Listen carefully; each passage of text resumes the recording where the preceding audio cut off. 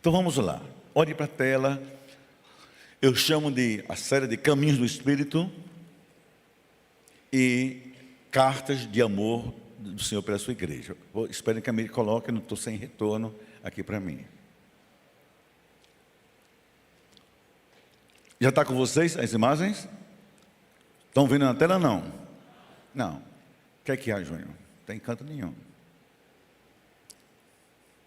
Enquanto a mídia se localiza, vamos todo mundo abrir a Bíblia em Apocalipse 3, de 14 a 22, por favor.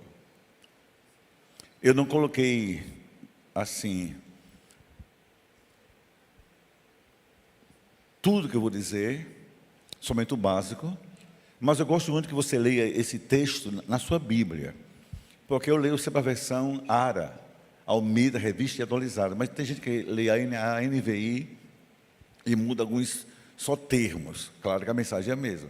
Então vamos ler, olha. Ao anjo da igreja de Laodiceia escreve, 2 pontos.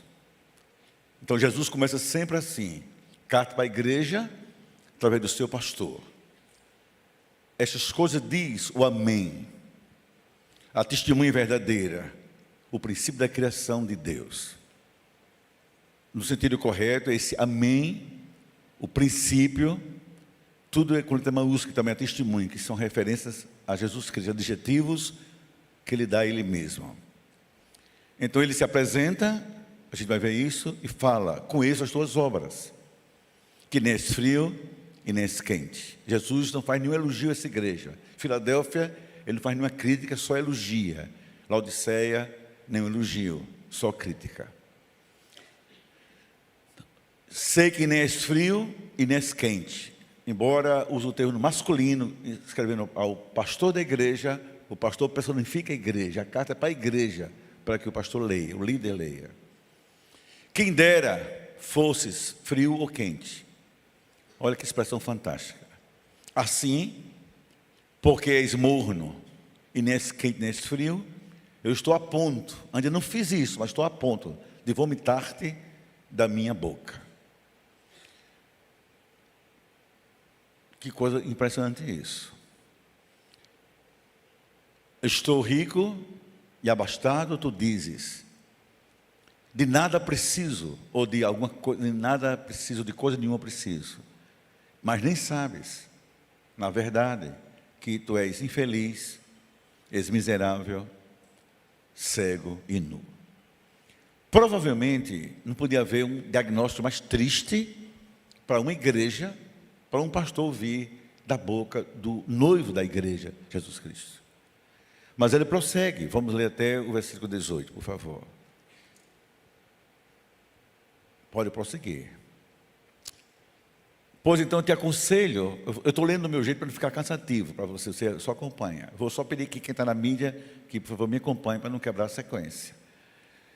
Eu te aconselho, compres de mim, não é em qualquer canto, nem qualquer shopping, é de mim, ouro refinado pelo fogo, para te enriqueceres, acabar com tua pobreza. Compres também vestes brancas, para te vestires, a fim de que não seja manifesta a tua nudez, a vergonha da tua nudez. E colírio para ungir os teus olhos, a fim de que veja que tudo há uma razão de ser, porque o ouro para sair da miséria, porque veste branca para cobrir a nudez, e porque colírio para abrir os olhos que estavam cegos.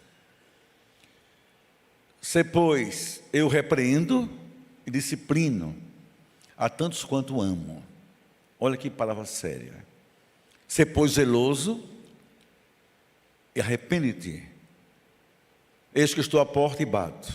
Se alguém abrir, eu ouvir a minha voz e abrir essa porta, eu entrarei com ele, cearei com ele, ele comigo. Interessante como os pastores evangelistas usam esse texto de local errado.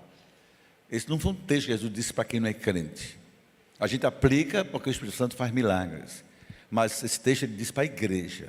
Às vezes, a igreja como a nossa está reunida, mas deixa Jesus lá de fora.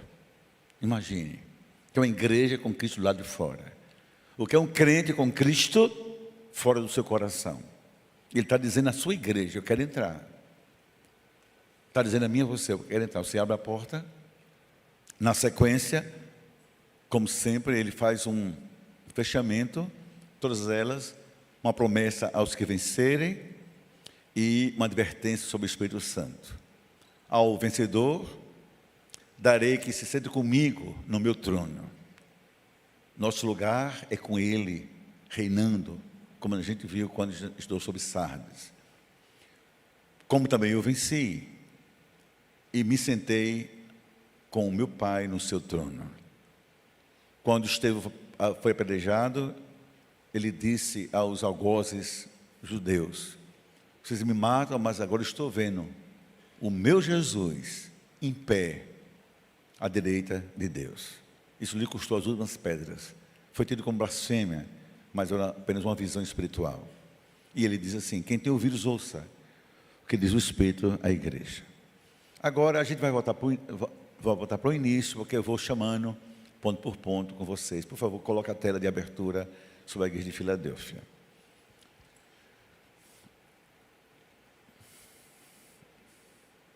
Só a primeira tela. Isso, obrigado. Agora, queridos, hoje eu quero falar mais e mostrar menos, embora eu vou mostrar algumas coisas. Mas vamos trabalhar com nossa mente. Sempre existe uma relação entre a igreja e a cidade onde ela está inserida, como a nossa vida e o lugar onde nós vivemos. Todo ser é um ser social. Todo pensar é um pensar social. Todo comportamento, pode deixar como está, por favor, é um comportamento socialmente elaborado. Então ninguém, mesmo que você queira uma tolice, ninguém pensa por si, ninguém se comporta por si, ninguém age por si. Nós somos construídos socialmente, porque somos seres sociais. Jesus era um judeu dos tempos da antiga Palestina. Então Jesus se vestia como os homens da sua época, vestidos, chamavam de manto. Eu lembro que a mulher disse: se eu tocar na borda, na orla do seu vestido. Jesus não tinha calça jeans, nem usava blazer, nem usava do nosso jeito. Era sandália nos pés e roupa dos homens da sua época. Como todo palestino, com certeza ele usava barba e tinha cabelos longos. O tamanho ninguém sabe, mas a cultura na época era essa. Quem cortava cabelo na época eram os soldados romanos. Era a cultura romana militarizada. Por isso que ainda hoje nos quartéis tem esse rigor quanto ao cabelo. Os judeus não, nem também ainda hoje os árabes, de jeito nenhum. Vocês veem filmes ou notícias do mundo árabe, como é que se vestem os sheiks, os homens, todos daquele jeito, como se fosse o tempo da antiga Palestina. E assim somos nós. Então a igreja, ela tem que ver-se no contexto da cidade, senão ela fica sem nenhum sentido. Por outro lado, a igreja é uma espécie de espelho da cidade. Eu fui pregar no Rio de Janeiro, não vou dizer o nome da igreja porque seria deselegante, e era na beira-mar, em Copacabana. Não era tão grande quanto a nossa, mas era uma igreja boa de seus 400 membros. Todos os homens da igreja, no hora do culto, estavam de bermuda, todos de chinelo japonês, e também as mulheres. E por dentro delas, já o biquíni da praia. Disse então o pastor: o culto tem que acabar às 10h30 em ponto. Lá não tem escola bíblica, porque do culto já vão para a praia. Olha a cultura da cidade. Então eu tive um susto. Mas o pastor dirigiu o culto de bermuda e camisa polo. Ele disse: Estevão, aqui é assim. Termina o culto, a turma já vem para a igreja para depois ir para a praia. Você está no Rio de Janeiro. Claro que eu fiquei calado, mas é assim. No interior não tem para onde ir. Então, como é que se faz? Então não existe uma separação primeira, radical, entre a igreja e a cidade, a cultura. Tem que haver na frente. Mas nós nos vestimos, nos comportamos e falamos conforme o lugar em que vivemos. Mas, por outro lado, a igreja precisa confrontar a cidade, a cultura. Entenda, a igreja é luz, então é contra a cultura. Porque se fosse assim, em Salvador, a igreja teria que viver conforme as religiões afros. Não. Se fosse assim, nós viveríamos diferente. Não, a gente tem que olhar para a cultura e saber que estamos nela. Mas o que é que tem nela que a gente rejeita? Que a gente tem que lutar contra? Outras não. Por exemplo, tem junho um feriado, Corpus Christi. Esse feriado é católico, não é evangélico. Mas a cidade para, e nós paramos também. Você não vai lutar contra isso. Vai ter depois feriados totalmente nossos, nacionais. O estrangeiro respeita, também não trabalha. Então nós não temos nada a ver com Corpus Christi. Mas é feriado, a gente para e não tem o que fazer. Agora, onde a igreja está plantada, às vezes é tal como ela é. Igreja de classe média alta tende a ser mais permissiva socialmente, moralmente, porque é um povo mais resistente a orientações, o dinheiro paga as coisas. E uma coisa é eu pregar para as irmãs assembleianas ou interioranas lá em Caiçara, ou lá no interior da Paraíba, outra coisa é pregar numa igreja, num bairro como Intermares, que já é uma cidade, ou no Bessa, etc. Aquele povo diz assim, eu visto como eu quero que eu posso para dizer alguma coisa. Entenda isso. Então, por que eu digo isso? Porque a gente vai entender Laodiceia pela cidade. Todas, uma por uma, eram idólatras, eram pagãs, desde Diana dos Efésios, Apolo de Filadélfia. Todos tinham a cultura greco-romana. O poder era romano, mas o pensar era grego. A língua era grega. O romano só nas estruturas sociais da vida do povo. Então, a entender isso, você sabe as inquietações do Senhor. Cada igreja, Jesus mostrou atenção com a cidade. A igreja não separou-se da cidade e não confrontou a cidade. Que era a Laodiceia? Uma cidade mediana, mas mais importante do que, por exemplo, Filadélfia, bem mais que Sardes. E Filadélfia, ou Laodiceia, estava entre duas cidades importantíssimas do Império Romano. Hierápolis, a gente vê isso na Bíblia, também Colossos. Eu estive agora em Hierápolis, nunca esteve em Colossos. Hoje são ruínas. Também estive nas ruínas de Laodiceia. Das 7 igrejas, é a que mais tem só ruínas. A que menos está preservada é Laodiceia. Isso a gente entende quando lê o texto. Por que digo isso? Porque lá em Hierápolis, a cidade era como se fosse nossa Caldas Novas de Goiás. Cidade de águas termais, águas quentes, cidade balneária.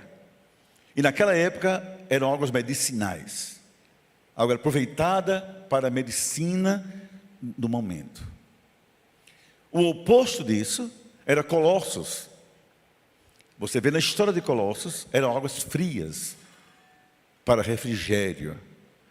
Interessante que as duas eram importantes, porque se acreditava que o calor das águas termais de Hierápolis era bom para a saúde, como também o refrigério de Colossos, das águas frias. Só que Laodiceia tem as suas riquezas, vamos ver agora, mas tinha um problema, como há em Campina Grande, por exemplo, e em outros lugares, não tinha muita fluidez de água. Então, arqueodutos traziam água de Hierápolis até Laodiceia, e no caminho chegavam lá mornas, pelo processo de condução. Nasciam quentes, chegavam mornas. Também chegavam insalubres. Eram quase que intragáveis. Se havia refrigério em Colossos, havia repulsa em Laodiceia.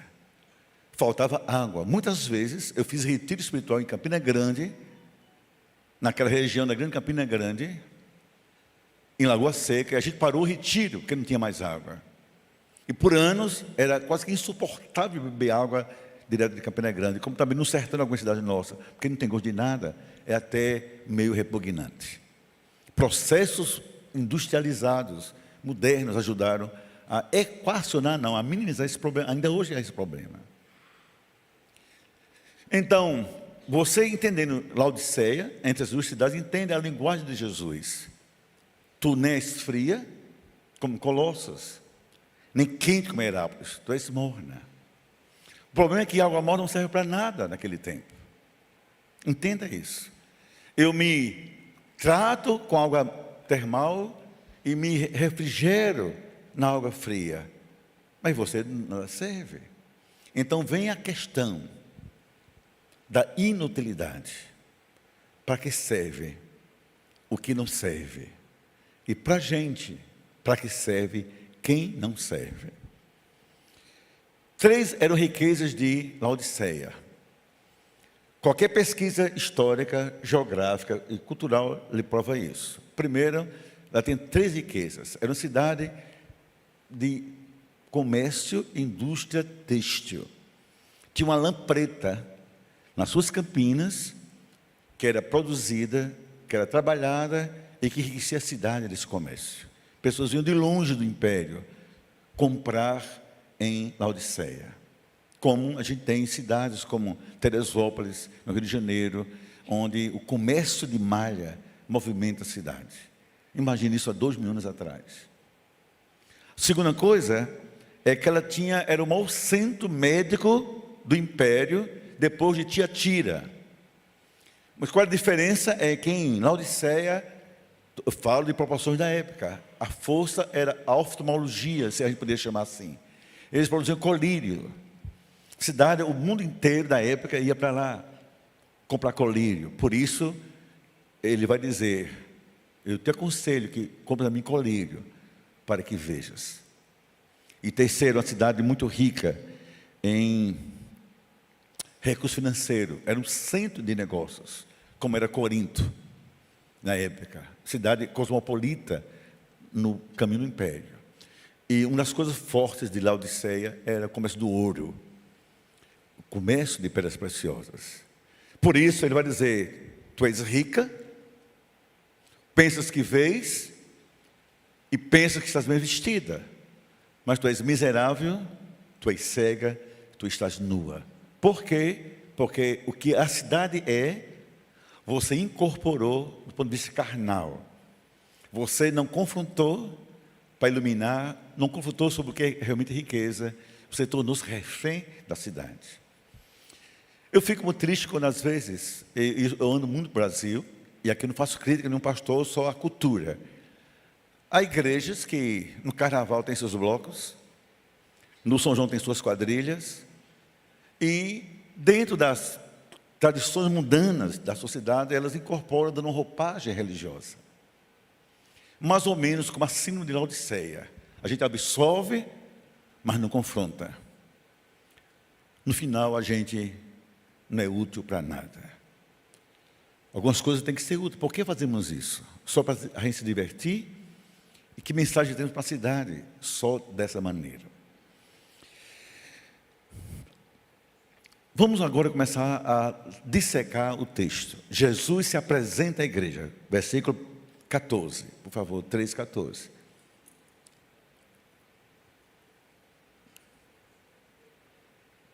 Tem sua paciência, está na sequência do estudo. Muito bem. Não, é o primeiro, eu estou iniciando. Ao anjo da igreja em Laodiceia escreve: isso diz o Amém, a testemunha verdadeira, o início da criação de Deus. Então Jesus está para ser a completude. O Amém é aquele que bate o martelo, aquele que diz e ninguém tem mais a acrescentar, aquele em quem as coisas começam e terminam. É o martelo do juiz. Tenho dito, acabou a sessão. Aquele que é a verdade, não só como pessoa, a verdade comprovada. Aquele que fala, ninguém questiona, a testemunha verdadeira. Não dá falso testemunho, não mente, não tem arranjos. Creu em mim, tereis vida. E aquele que é o princípio da criação de Deus. Jesus é a personificação da verdade, mas também diz: vocês são infiéis, eu sou verdadeiro. Jesus se coloca como alguém que já existia antes que o mundo existisse. A Bíblia fala isso. Por isso vai existir conosco também pela eternidade. Vamos ver João 1, versículos 1-3. Esse Jesus antes da criação do mundo. Por favor.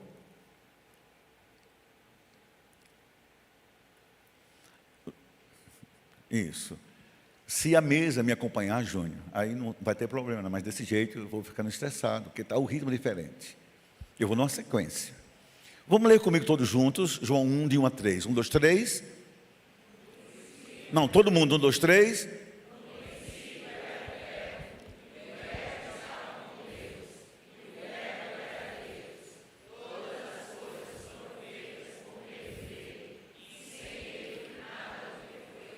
Isso é aquele que, o princípio da criação de Deus. No princípio ele era, ele estava, não somente ele estava, tudo que foi feito por ele e para ele. E ninguém mais do que o apóstolo Paulo entendeu isso de forma teológica. Em Colossenses 1, 15 a 17, ele fala de forma magistral, olha só, ele, esse é Jesus, é a imagem do Deus invisível. Por isso nós não temos imagens de Deus nem nada. Ele, Cristo, é a imagem. Ele é também o primogênito de toda a criação, pois nele foram criadas todas as coisas, nos céus, quer na terra, visíveis e invisíveis, sejam tronos, soberanias, principados e potestades. Tudo foi feito por meio dele e para ele. Então a gente serve a um Senhor nessa força. Esse é o nosso Jesus, testemunha o amém e aquele que existe antes da criação. Isso é interessante demais. Agora ele vai fazer o seu lamento. Interessante, como eu já disse a vocês, Cristo não faz elogios. Nunca viva de tal maneira que o Senhor só lhe critique. Cadê você que não ora mais? Cadê você que me esqueceu? Cadê você que deixou a palavra? Cadê você que fez um voto e nunca cumpriu? Cadê você que disse que vinha e nunca apareceu? Cadê você que não serve? Cadê você que só espera receber? Cadê você nas ruas? Cadê você? Então, sempre procure assumir sua humanidade, mas também produzir alegria no coração de Deus, como um filho com seus pais. Olha que lamento, talvez de todas as igrejas o lamento mais forte. Eu conheço as tuas obras. E tu és Laodiceia entre Hierápolis e Colossos, no sentido metafórico. Tu nem és frio e nem és quente. Para que serves? Nem saúde, nem refrigério. Nem alegria e nem descanso. Só problemas.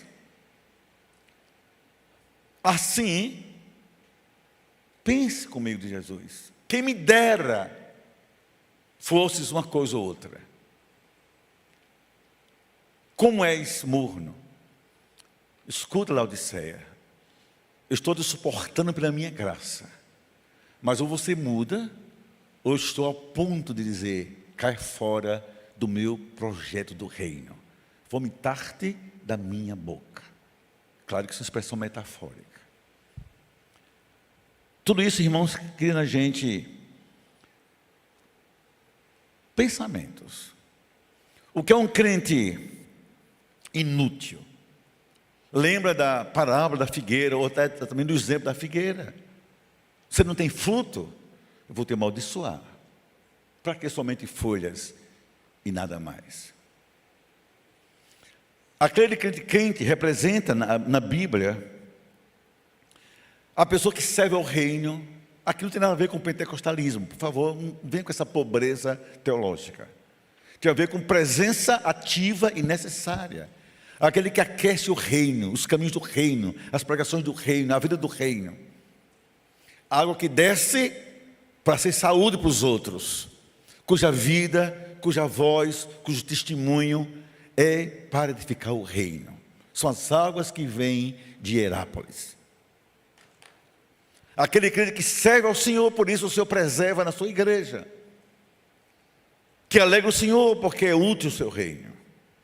Engajado na obra de Deus. Aí eu pergunto, você é assim? O que é o crente frio para Deus? É o inútil. São as águas mornas de Laodiceia. Só esquenta a cadeira e nada mais. Isso é o cúmulo da inutilidade espiritual. A ninguém edifica, a ninguém ajuda, a ninguém ensina, a ninguém discipula, a ninguém levanta, a ninguém alegre, a ninguém abraça, só esquenta a cadeira e vai embora. Inutilidade total. Para que serve isso? Seja como pelo menos as águas de Colossos trazem refrigério. Ah, pastor, mas eu não sei pregar, e daí? Você pode abraçar uma pessoa, dar uma palavra de estímulo, isso é refrigério para a alma. Dizer, eu senti sua falta, venha para a igreja, vou ligar para você, conta comigo, isso é refrigério, isso é águas de Colossos, molhando a nossa vida e encharcando também a vida dos outros, através de nós, como fontes de refrigério. O crente frio, o morno, é o que expressa a inutilidade. Esse tipo de pessoa, Deus condena. A morbidão é condenada na Bíblia por Deus. Interessante, Deus é Deus de extremos, no sentido não de neuroses, mas de radicalismo necessários. Céu ou inferno, não tem purgatório. A porta é estreita ou é larga, não dá para um marceneiro dar um jeito. Morte ou vida, verdade ou mentira, sim, sim ou não, não. A morbidão a gente criou. O jeitinho brasileiro, nossas conveniências pessoais, travestidas de interesses religiosos. Mas é nosso conforto, nossos jeitos, nossa forma de contaminar as águas que vêm de Herápolis, também que descem de Colossos. Aí eu vou explicar para que eu não faço nada na igreja. Eu sempre tenho motivos. Motivos psicológicos é porque eu sou assim mesmo, é meu jeito. Motivos sociais é porque eu não gosto de mudar de pessoas, não quero falar com ninguém, gosto de ficar na minha. Motivos ministeriais, não é porque eu não concordo com certas coisas, eu prefiro ficar na minha para não me aborrecer. Então, quem é morno, explica o seu estado de temperatura espiritual. Quem é quente, sabe para que serve. Sabe que é necessário, sabe que Deus conta com ele. A Bíblia é sempre assim. No Velho Testamento, foi assim que Deus fez com os profetas. Foi assim que Deus fez com Josué. Lembra de Josué 24:15, juntou todo mundo, diz, a gente tem uma família, a gente tem um projeto, tem um Deus chamado Yahvé. O que ele diz? Por favor, Josué 24:15. Olha que versículo interessante. Escolhe hoje a quem vocês vão servir. Se aos deuses dos vossos pais serviram, a sua tradição religiosa, seja qual for, não importa dizer o nome aqui, ou ao Deus verdadeiro. Mas Josué diz, porém, eu não quero ficar no meio de vocês, não quero ser morno. Eu e minha casa decidimos, nós vamos servir ao Senhor. O resto é com vocês. É assim mais ou menos, você diz a seu marido, você escolha. Você quer só ir para a igreja, ficar num banco sentado, murmurando, fique, agora eu vou trabalhar para Jesus. E você não me segura. Isso não é rebeldia, isso é posicionamento. Rebeldia é o contrário, rebeldia é levantar-se contra uma autoridade. Posicionamento é levantar contra uma desnecessária posição de carnalidade espiritual. Seu esposo e sua esposa não têm o direito espiritual de lhe tornar águas mornas. Porque você é chamado para refrescar, para gerar saúde. Você tem que conversar. Você me perdoe, fulano ou fulana, mas eu não nasci para ficar sentado num banco. Eu preciso trabalhar para Jesus. Eu quero entrar na oração, no louvor, no serviço, na recepção, numa célula, num coral, em missões, mas eu não vou ficar aqui sentado. Eu não sou Laodiceia. Não sou. Quero refrigerar. Também eu quero aquecer. Me deixe trabalhar para Jesus. Entenda isso. Escolham. Mas eu e minha casa temos uma posição. A gente não vai ficar num banco, não. Não vai ficar em procissão mundana. Vamos servir ao Senhor. Também foi a experiência do profeta Elias. Está lembrado? Povo dividido. Em 1 Reis 18:21, Elias dá um grito. Vocês, bando de inseguros, de idólatras, sabe de uma coisa? Se vocês querem seguir Baal, que sigam. Querem seguir Jesus, Deus, me sigam. Contanto que saibam, se Deus é Senhor, sigam. Se é Baal, sigam, não fiquem no meio do caminho. E o pior, diz a Bíblia que o povo naquela hora nada respondeu. Porque o morno é indeciso. O morno é tendenciosamente acomodado. Por isso é inútil. Você tem que se, qual é a lição? Você tem que se posicionar diante de Deus. Essa é a lição desse texto maior. Você tem que se posicionar. Se posicionar. Tomar partido pelo Senhor. Quando as pessoas... Quando você começar a esfriar, lembra do apóstolo Paulo, eu pedi para a pastora Viviana ler hoje de propósito, em Romanos 12:11, ele disse, sede fervorosa no Espírito, servindo ao Senhor. Vai chegar esse texto aí para você. Você tem que fazer isso sempre. Sempre, sempre, sempre. Vamos agora ao fatídico diagnóstico de Deus. Sabe o que eu pensei? É quando a gente tem medo de ir para o médico. Já estou um pouquinho na frente de mesa. O fatídico ponto 4. Diagnóstico.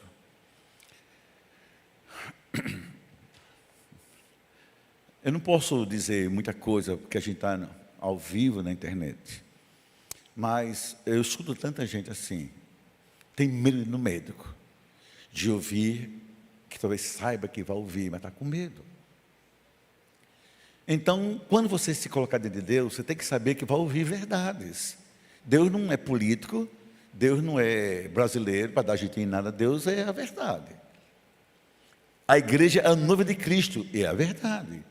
Se precisar, Ele vai chamar, dizer, eu condeno você, Baal está no seu meio, Balaão está no seu meio, Jezabel está no seu meio, a morbidão está no seu meio, eu não estou gostando disso. Então, olha o que o Senhor diz para a sua igreja. Você diz, olha que diagnóstico. Sou rico, sou abastado e o pior, não preciso de coisa alguma. Olha que expressão forte. Coisa alguma não precisa de nada. Mas Jesus, então, você nem sabe que você está doente. Está perto de morrer. Você é infeliz e não sabe. É miserável e não sabe. Você é pobre e não sabe. Você literalmente está cego e não sabe. E está nu, não percebe a sua própria vergonha. O que eu acho isso interessante é a gente saber lidar com a nitidez da visão de Deus sobre a nossa vida, seja pessoal, familiar ou como igreja. Segundo, como Deus condena nossas ilusões. Todo mundo, escute isso com muito carinho para você, gosta de fabricar autoilusão. Todo mundo. A psique humana produz defesas. Uma delas é a autoilusão. Você precisa se iludir de quem é e como está. Por exemplo, às vezes a pessoa está passando um aperto financeiro muito grande, de nem poder pagar mais o básico, que é o condomínio do prédio onde mora. Às vezes é R$600 por mês, 800, sei lá. Mas apresenta-se somente como alguém que está sobrando dinheiro. Não para de comprar roupa, não para de comprar sapato, não para de desonrar coisas. Não reconhece a sua pobreza. Estamos apertados. Mas não, eu preciso me iludir com isso. Diz, a pessoa está sofrendo. Aí para na igreja, ou para no consultório, ou para na família, e faz assim, assim, eu preciso fingir que está bem, porque é para fulano não me ver triste, fulano não pode me ver de cabeça baixa. Aí, olá, você está miserável, você está arrasado e não sabe. Às vezes a pessoa precisa aparentar o que não é. Então, essa é uma teologia dos contrastes. Nunca insista em se apresentar, contrário de como Deus lhe vê. Deus não vê como vê o homem, disse Samuel. Deus vê a verdade do coração. Então, você está numa cidade rica, chamada São Paulo, Nova York, Belo Horizonte, Paris ou Londres. Talvez fosse assim agora, a ideia de Laodicea da época. Vocês têm fábrica de tecidos, vocês têm fábrica de colírios, vocês têm comércio de ouro. Vocês não... Acorda! Vocês são infelizes. Acorda, vocês estão pobres. Estão cegos. Vocês expõem a cidade à sua nudez moral e espiritual. Que diagnóstico ele dá a essa igreja? Eu chamo isso de síndrome da autossuficiência. Olha que expressão. De nada tenho falta. Você já pensou que a gente aqui, me ouvindo, não aqui dentro necessariamente, mas me ouvindo, está passando 1000 problemas. Aí eu digo assim, tudo bom, meu irmão? Tudo. Alguma coisa, nada, pastor, tudo bem. Mentindo. Vai para a reunião de família. E aí, Toninho? Maravilha. Quer alguma ajuda? Nada, deixa comigo, está tudo bem. Isso é síndrome da autossuficiência, que foi o grande erro de Laodiceia. Firmar-se na sua própria mentira. Escute que eu vou dizer uma coisa muito forte, do ponto de vista clínico, não é teológico, é clínico. O pior tipo de pessoa é aquela que se acostumou a mentir para si mesma. Porque ela vende ilusão para os outros. É uma mulher infeliz no casamento, mas sorri para o marido como se estivesse feliz. É o marido infeliz com a esposa, mas finge para ela para dizer que é feliz. Vai até namorar, fazer amor e finge que gostou, que está bom, quando não está nada bom. Aquela pessoa que vai ao supermercado e finge que tem dinheiro, vai comprando. O que é que ela diz? Como vai pagar? Deus dá um jeito. Vou repetir, porque eu não quero que seja eu assim nem você assim. O tipo de pessoa, do ponto de vista emocional, psicológico, é essa. É a pessoa que se acostumou a mentir para si mesma. Tu pensas riqueza, mas és pobre. Tu pensas alegria, estás infeliz. Tu pensas tanta vestimenta, não sabes que estás nu. Tu és miserável e não te dá conta disso. Então a pergunta é essa para mim e para você, para nós. Que ilusões eu crio ao meu próprio respeito? Mas quando eu crio ilusões, eu evito ajudas verdadeiras. Se eu estou com uma dor, eu vou dizer para você desse remédio. Mas está doendo, eu digo, não está doendo. E quando a dor aparecer, ela é sintoma de que tem alguma coisa errada em mim, mas eu estou achando que não tem nada. Fico postergando a minha realidade. E impeço também Deus agir ao meu favor. A pergunta é essa, como é que está seu casamento? Como é que está a sua vida social? Como é que está a sua vida financeira? Como é que está a sua vida espiritual? Não finja que está bem, se não está bem. Porque um dia os filhos vão descobrir, papai mentia, mamãe mentia, fulano mentia. Eu menti para mim mesmo. Eu tive muitas dificuldades, irmãos, em mudar isso da minha própria vida, entenda. Porque eu chegava no tempo central, mas lá, aqui é diferente a dinâmica dos movimentos. E por vezes eu chegava arrasado, cansado, tanta luta. Pastor Estevão, tudo bem? Tudo! Graça e paz, amém! Aí um dia eu disse assim, não quero ser Laodiceia mais. Eu decidi, eu não sou Laodiceia, eu não sou. Eu não sou. Não tem perigo você lidar comigo na morbidão. Não tem perigo. Porque morbidez é morte. Morbidão é o estado de ser morno. Pastor Estevão, tudo bem? Eu digo, não. Um irmão quase cai para trás. Está bem, não. Não está bem, não. Como pastor? Porque eu não estou bem. Estou triste, estou chateado, não estou feliz. Como é que eu vou dizer que estou bem? Posso orar por você? Pode orar, qual é o problema? Baixa a cabeça e ore por mim. E aí melhorou? Ainda não. Que um amém não muda nada. É uma construção. Aí tudo bem, tudo bom, aquilo está resolvido. Agora assuma suas dores, assuma suas limitações, assuma suas crises. E não está bem. Sabe por quê? Para você não viver sendo confrontado por Deus, dizendo assim, pelo Espírito Santo, não minta para si mesmo, porque você vai mentir para os outros. Então aprenda isso. Porque eu disse que a pior pessoa mente para si mesma, porque quem mente para si, mente o tempo todo para os outros. E isso cria um abismo entre a gente e os outros da nossa vida. E quando a coisa aparece, dizem os mais perto: por que você não me ligou para mim? Por que não falou comigo? Porque você construiu mentiras durante anos ou meses nos relacionamentos. A Jesus prescreve um remédio para a igreja, já que ela está doente. Vamos ver o versículo 18. Eu te aconselho que de mim compres ouro refinado pelo fogo, para te enriqueceres. É o versículo 18, esse é o 17, é o próximo. Eu tenho para lhe vender, compre para mim. Não vá para o Paraguai. Não vá para o Paraguai, compre para mim. Não é ouro falso. Não é ouro apenas, que a gente chama de maquiado, não é? É ouro verdadeiro. Eu provei no fogo. É o remédio. Eu te também aconselho que venha para mim, na minha loja espiritual, e compre roupas brancas, para se purificar e cobrir a sua nudez espiritual. E ainda em mim, na minha fonte de riquezas, que eu sou ao mesmo tempo Hierápolis e sou Colossos, eu sou uma fonte de águas saudáveis, que servem para curar, para refrescar.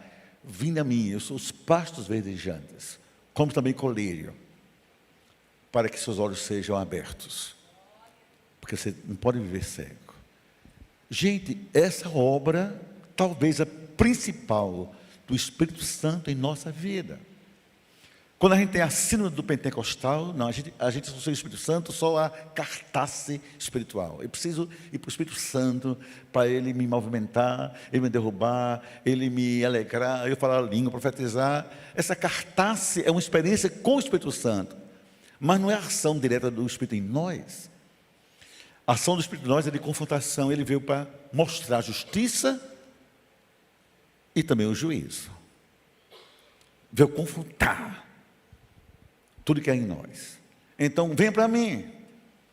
Vou transformar sua aparência em riqueza. Vou pegar suas bijuterias e colocar ouro verdadeiro. Isso que ele está dizendo. Vou tirar suas aparências. Vou dar o brilho da minha presença. Mas tem que ser comigo e não com os outros. Venha para mim, hein, que eu tenho roupas para você. Se viste com a verdade, com a couraça da justiça. Se viste com as minhas armas, com o meu guarda-roupa. Se viste com isso. Paulo disse: revestivos como amados, revestivos de ternas compaixões e afetos de misericórdia. Com a verdade, vistam disso. Ajuda a família, abre o jogo. Está difícil o que o papai está passando. Mamãe está passando, vamos ter que trancar essa faculdade. Vamos ter que mudar nosso roteiro. Vamos a menos restaurantes. Vamos ter que mudar, não está dando. Se viste com a verdade. Porque a mentira sempre expõe muita coisa ruim da gente. E depois, venha para mim, compre do meu colírio, para que os seus olhos sejam abertos. Eu coloquei na tela as 3 coisas que Deus quer nos dar: ouro refinado, vestes brancas e colírio espiritual. Vamos ver juntos comigo os 3 remédios para a igreja de Laodiceia, para a nossa vida. 1, 2, 3. O que quer dizer isso? Verdadeiros tesouros, verdadeiras roupas e visão espiritual da vida. Você tem que ter isso na vida. Jesus disse assim em Mateus 6, 19 e 20, sobre o que é riqueza: não junteis tesouro na terra, só em Laodiceia, onde tudo trabalha contra você, onde a traça e ferrugem vão consumir você. A inflação, os agiotas, o mercado, o cartão de crédito, as pessoas vão lhe trair, vão pedir emprestado, a compulsão para comprar, a aparência de ter o que você não tem que ter, de ser quem você não é. Isso custa caro. Isso é ferrugem que rouba o seu tesouro. Mas seja rico espiritualmente. Conheça Deus. Conheça a presença de Deus. Porque o que Deus dá de riqueza, ninguém tira da sua vida. Aí você vem para a igreja, você não está com roupa nova, e daí? Você vem feliz. Feliz. Sabe uma coisa? Você não tem grupo nenhum na sua vida que fica ali manipulando. Você tem visão de Deus para as coisas, discernimento. Os outros não podem ser o seu binóculo. Tem irmãos e irmãs que precisam usar binóculos de terceiros para ver as coisas. Uma coisa quase que ridícula, estranha. Ore para ver que Deus lhe mostra alguma coisa sobre mim. Você tem que ver, discernimento seu não é meu. Eu não sou o seu binóculo, eu não sou o seu óculos. É minha visão, não pode ser a sua, é você que tem que ver e perceber o que Deus quer mostrar a você. Entenda. E sobretudo, quando você junta para Deus, ninguém tira o que você tem. Por isso, diga que adianta um homem ganhar o mundo inteiro, perder a sua própria alma. É pobre, miserável, cego e nu.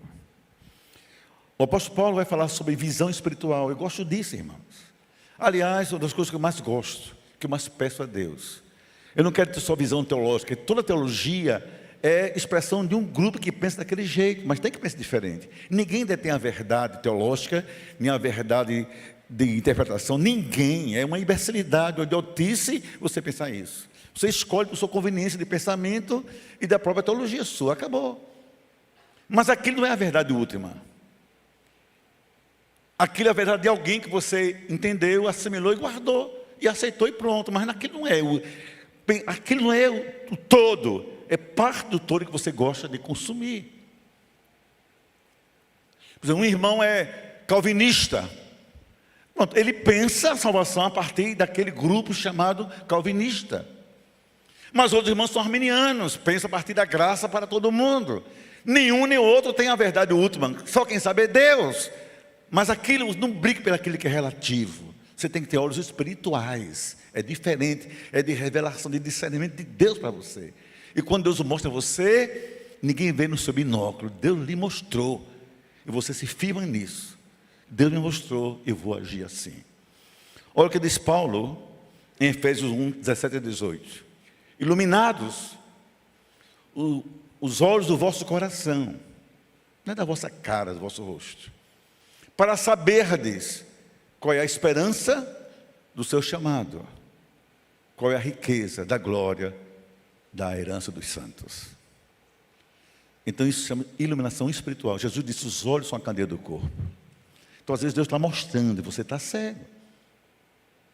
Deus está mostrando e você cegou. Mas o pior não é quando você cega, é quando alguém cega você. Quando alguém bota um colírio errado em você. Olha, eu uso óculos. Se há um profissional que eu tenho todo o respeito, e a igreja tem bons nessa área, mas eu tenho medo de ir, com todo o respeito que eu tenho, é o oftalmologista. E com o respeito que eu tenho a eles. Basta um pequeno erro para eu ficar cego. Mexer na coisinha errada, cadê minha córnea? Acabou. Então, para eu ir ao oftalmologista, eu preciso orar muito, para muita segurança, porque pode redundar na minha cegueira. Porque eu digo isso, porque há pessoas que você está delegando para elas serem seus óculos. Elas olham por você, elas enxergam por você, mas quando elas são estrábicas, elas são míopes, ou elas são cegas, elas lhe conduzem por caminhos duvidosos. Mas quando o Espírito Santo lhe ilumina, não importa quem pense diferente, você vai na direção do Espírito Santo na sua vida. Aí ninguém mexe com você. Isso que é o segredo. Não é olhar pelos outros, é olhar pelo Senhor. A gente tem um hino que cantou agora, não está cantando os homens, é o hino oficial de encontro de homens.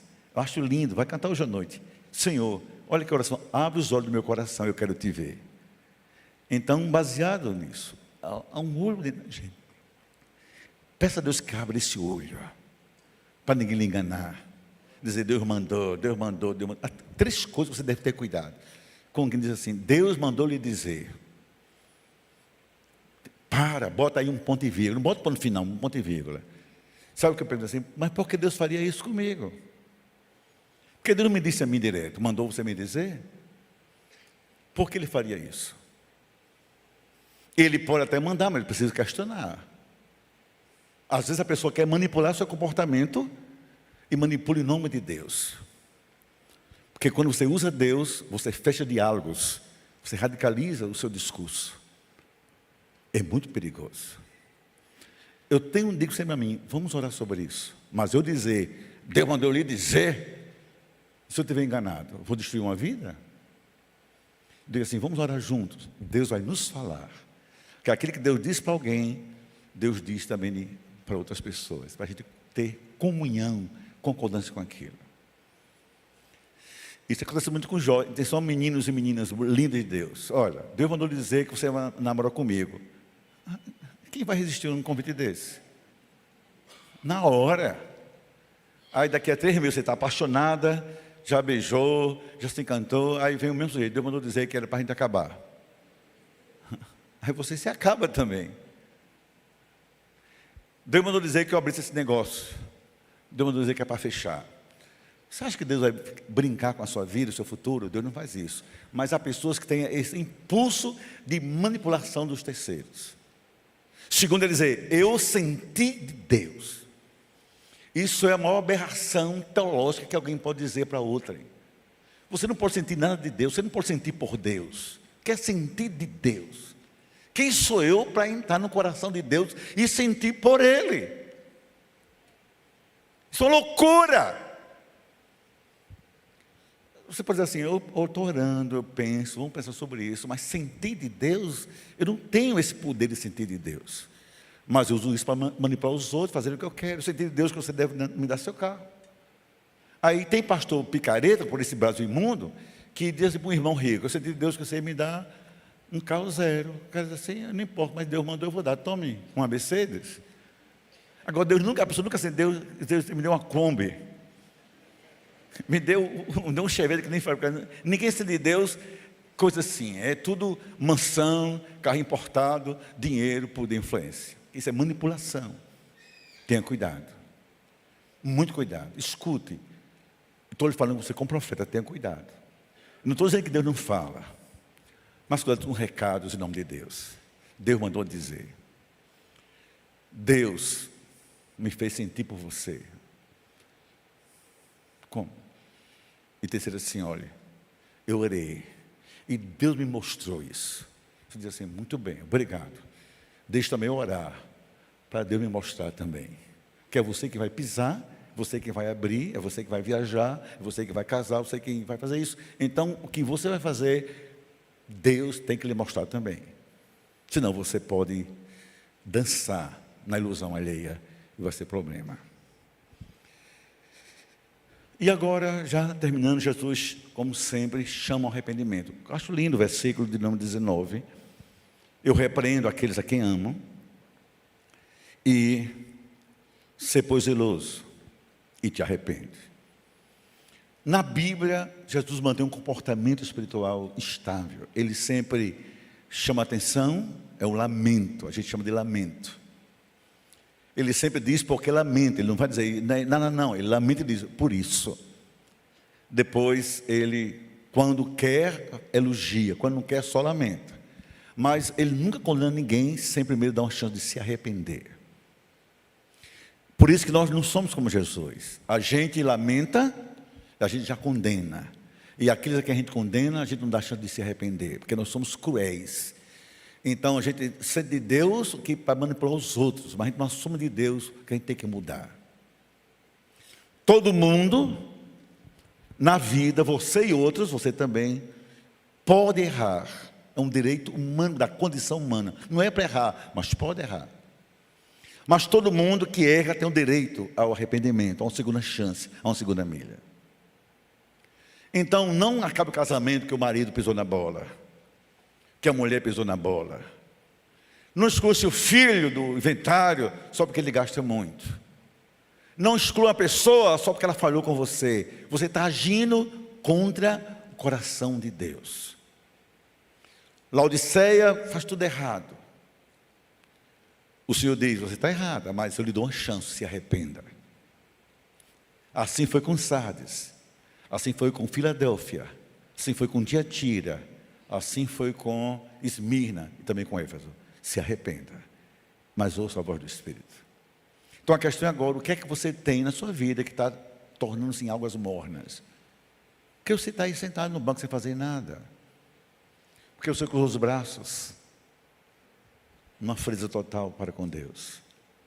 O que foi que aconteceu que você esfriou na fé, perdeu o vigor espiritual? Se houve alguma coisa errada, se arrependa. Se alguma coisa que Deus não gostou, assume e se arrependa. Porque quem confessa e deixa, alcança misericórdia. E como Jesus fez com a gente tem que fazer também com os outros. E eu queria, como penúltimo versículo, ler com vocês em voz alta, que eu acho mais lindo na Bíblia, sobre as igrejas. Aqui cabe, nesse texto cabe Éfeso, Esmirna, Filadélfia, Laodiceia, Tiatira, todas, cabem tudo aqui. A primeira igreja, o espaço gospel, tudo. Olha, comigo juntos, todo mundo, um grande coral. 2 Crônicas 7,14, 1,12 já? Não, todo mundo, 1,12 já?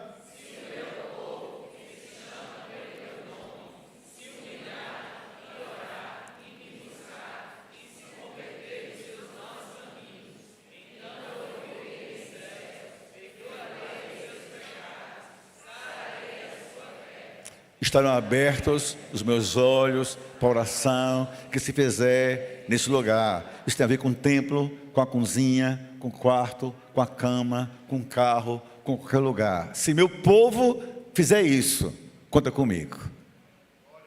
Se meu povo quiser, conta comigo. Mas precisa ter um processo. E às vezes a gente não quer viver esses processos. Mas escute na Bíblia. Onde há erro, para Deus há uma segunda chance. Para a vida nossa, onde alguém errar para a gente, tem que haver uma segunda chance. Jesus disse, quem te obrigar a dar uma milha, vá com ele 2. Senão você não pode dizer que é meu discípulo. E Deus dá a Laodiceia uma segunda chance, uma segunda milha. Se arrependa. Eu venho ser suas águas. Eu venho ser seu ouro. Eu venho ser as vestes das quais você precisa. Jesus agora encerra com o versículo 20. Eu chamo de planta esperança no coração da igreja. Eis que eu estou à porta e bato. Olha que esperança. Se alguém abrir, porque ouviu minha voz, é Jesus, e abrir a porta, eu vou entrar. Eu vou jantar, tomar um cafezinho na casa dele. E ele vai também fazer isso comigo. O que quer dizer isso espiritualmente? Olhe bem para mim. Agora, não sei o que houve na sua vida, você esfriou. Ele está batendo. Você está vivendo de aparências, ele está batendo. Seu ego inchou-se, você está vivendo da síndrome de Laodiceia. De nada eu preciso. Ele está batendo. Ele está dizendo, sem mim, nada podeis fazer. Então não viva com Jesus fora da porta. Pastor Estevão, não ouse dirigir uma igreja, Jesus lá de fora. Meu irmão empresário, não ouse ter seu negócio e Jesus fora do seu negócio. Ele vai falir. É só uma questão de tempo. Porque você vai dizer que é servo dele, se você se envolver com desonestidade, com mentira e falcatrua, ele não vai lhe abençoar nunca. E um dia a fatura vem e vai ser grande. Mas ele diz, eu só quero entrar, deixa eu entrar. Quando foi que você decidiu colocar ele de fora da sua vida? Você se lembra? Eu me lembro, vou lhe ajudar. Na minha vida, ninguém se mete. Isso é comigo e Deus. Isso é um pecado tão grave, isso é comigo e Deus. Você faz a coisa errada, bate, xinga, mente, endurece, odeia, tem pavor e diz é comigo e Deus. Não coloque Deus no meio da sua sujeira, da sua nudez moral. Sabe, Deus sabe que estou passando, isso é comigo e Deus. Não coloque Deus no meio da sua miséria de mente, vivendo de mentira, de aparência, de não se posicionar. Não coloque Deus nisso. Ele está dizendo, deixa eu entrar no seu casamento, deixa eu entrar no seu negócio, deixa eu entrar no seu carro, deixa eu entrar na sua igreja, deixa eu entrar no seu coração, deixa eu entrar. Eu quero só tomar um cafezinho e dizer a você, por que águas mornas? Cadê você no meu reino? Cadê você no meu ministério? Cadê você na minha noiva? Cadê você? E Jesus é daqueles que vai dizer, esquenta a água, quero tomar um café com você. Enquanto outros lhe expulsam, ele só quer entrar. Enquanto outros silenciam, ele quer conversar. enquanto outros dão um veneno. Ele quer só tomar um cafezinho, diz: eu lhe amo, quero você viva outra vez, quero você alegre comigo, você faz parte da minha noiva, por isso eu lhe amo intensamente. Fique em pé, por favor, nesse instante. Eu coloquei 5 verdades que a gente vai ver na tela agora, para a gente orar e encerrar o culto. O último slide chama-se Lições de Laodiceia. Vamos chegar aí com a nossa mesa querida dela, por favor. Primeira lição, você vai ler comigo as 5 lições. Leia comigo a primeira. Qual é? A metade ficou com medo e não leu. Vamos ler outra vez, todo mundo. Prosperidade. Nem toda abastança é Deus quem manda. Nem todo ouro é ouro puro. Nem todo colírio é colírio de verdade. Nem toda roupa cobre nudez. Ser próspero não quer dizer que é Deus abençoando. Tu és rico, mas tu não sabes que és pobre de verdade. Segunda verdade, juntos. Se você quer fazer, talvez então quebra a cara e faça. Porque Deus vai querer ajudar quem acha que de nada precisa. Quem não entendeu, sem mim, nada podeis fazer. E vocês sabem. Você paga um preço alto na vida. Que decidiu sem Deus. Insiste a caminhar sem Deus.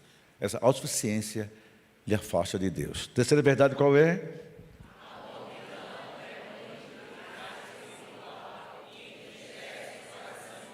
Ser morno é ser inútil. Nem esquenta, nem refrigera. Nada mais serve.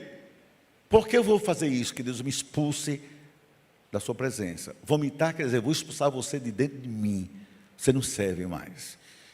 Quarta verdade qual é?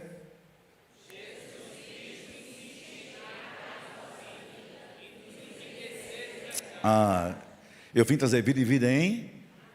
Finalmente, Deus sempre nos dará uma oportunidade para arrependimento e mudança. Quem crê nessa mensagem, quem entendeu essa mensagem, e quem quer viver essa mensagem, agora correndo, vem à frente para orar em nome de Jesus, por favor. Obrigado que já apagaram as luzes, como sempre peço à mídia nessas horas do apelo. Vai chegando, vai chegando. Eu já estou aqui. Ana Kalina.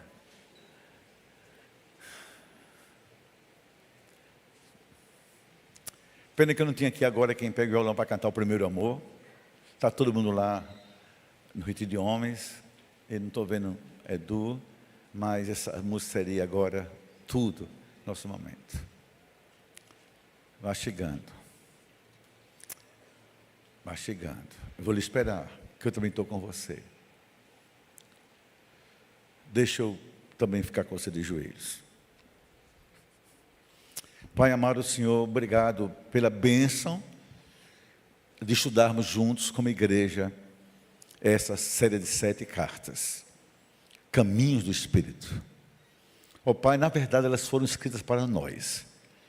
Nós somos um pouco de Éfeso, um pouco de Esmirna, um pouco de Pérgamo, um pouco de Tiatira, um pouco da Filadélfia, um pouco de Laodiceia.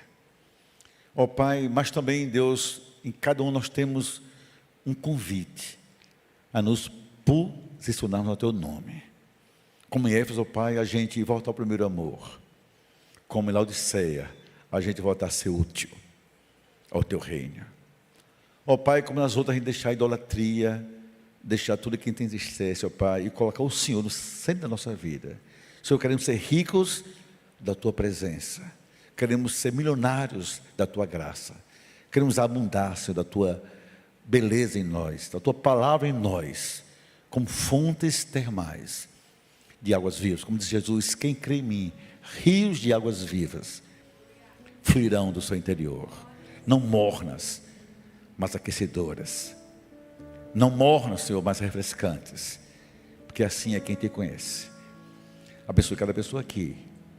E que o Teu Espírito nos conduza a reflexões e às verdades. No poder que é o nome de Jesus. Amém. Fique em pé, por favor.